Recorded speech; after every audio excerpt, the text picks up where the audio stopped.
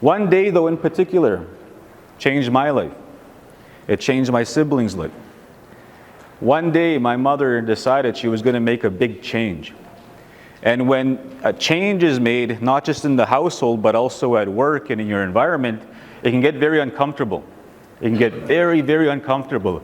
Uncertainty seeps in. I remember like yesterday, it was a hot summer day. Kindergarten had just finished on the res. And I remember where we lived, it was a 2-bedroom house, long gravel road, washboard style road, tall trees on the right, tall trees on the left. And in order to make it to our house, we have to walk from the approach. That's where you get dropped off. So one day I got dropped off. I was visiting a relative. And I got dropped off and I'm walking towards our house where we lived on the res. Finally, I get to the home, and I'm getting closer in bird's eye view. I could see that there was a pickup truck I had never witnessed that was parked there before. This pickup truck had people in it. I could see my sister Kendra in the back seat, my sister Farah, my sister Marisha. And I'm getting curious now because we never had a vehicle. The only transportation, and maybe some of you will understand what I'm saying, sometimes First Nations people, we live in secluded environments, we go in medical taxis to the main cities. And that's where we get our supplies during that time. That's where we go get our food, our clothing, and so on. And sometimes we come across medical appointments with yourselves. So for myself at that time, the only transportation I had was to and from maybe Prince Albert in a medical taxi. And I thought that was a medical taxi that day. I thought we were going to all go to the city, and I was excited because when we go there, sometimes we'd stop at every child's favorite store, Walmart. And maybe I would get one treat or one toy at that time. So I remember I was kind of excited. This pickup truck was there. And I'm getting to the house. Finally, I get to the house. And as I got to the house, I noticed my mother was in a panic. She was stressed. She was worried. She had all of our belongings, our garbage bags, boxes of all of her stuff. She put them in the back of the pickup truck. So I started getting curious. I said, "Mom, what are you doing? Where are we going?" My mom says, "Son, go inside, pack up your bag. Hurry up, be quick, be quick." So, as a child, you're in a rush, you want to go have fun. I was looking forward to it. I go inside, pack up my prized possession of Ninja Turtles. Remember that show in the 90s?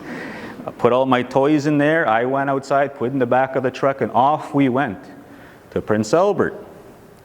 Past Walmart. Dang it.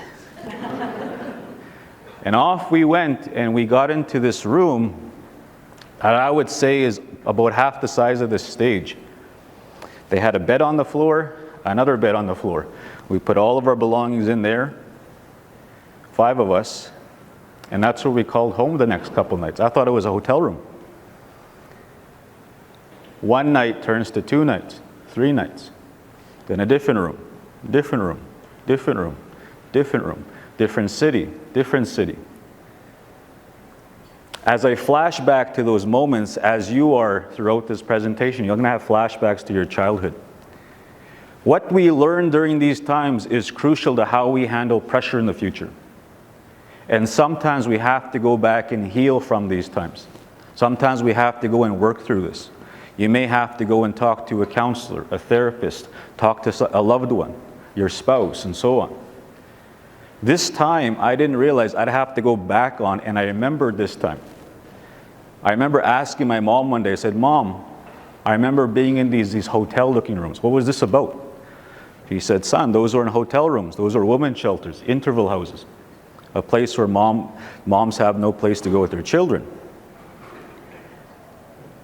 I said, "What happened?"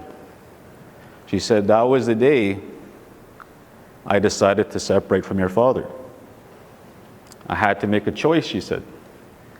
"You were starting to see things I didn't want you to see. And I chose you for." So I never made it back home. In those shelters, though, bounced around from Saskatoon, Prince Albert, North Battleford, there was someone who would eventually would take us under her wing. But during this time, my mom's in chaos. She's trying to raise myself, my siblings. This is the first time I'm showing this in a slide. The reason why, because I didn't want you to know I liked Pepsi back then. No, I'm just kidding. I'm just kidding. Pepsi was life. No, I'm just kidding. But that's my mom and my sister Kendra. And during this time, my mom is going through a lot of chaos internally.